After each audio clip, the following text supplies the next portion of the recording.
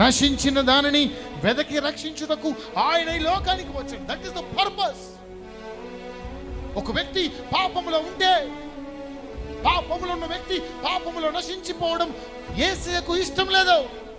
ఒక వ్యక్తి వ్యాధితో ఉంటే ఆ రోగములో కుంగి కుసించి కుళ్ళి నశించిపోవడం యేసుకు ఇష్టం లేదు. ఒక వ్యక్తి అప్పుల ఊబిలో కూరుకొని మునిగిపోతుంటే, అప్పుల ఊబిలో కూరుకొని కనుమరుగు కావడం యేసుకు ఇష్టం లేదు. ఒక వ్యక్తి నిర్నిమిత్తముగా నిందల పాలై జీవితంపై విరక్తి చెంది బ్రతకడం కంటే చావు మేలు అని ఎంచుకుంటే చచ్చిపోవడం యేసుకు ఇష్టం లేదు. ఎందుకు తెలుసా? నశించుచున్న దానిని వెదికే అనుభవాన్ని ప్రభువు కలిగి. దేవుడికి స్తోత్రం.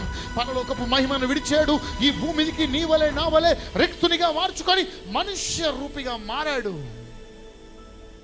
మనుష్యులమైన మనల్ని వెదికి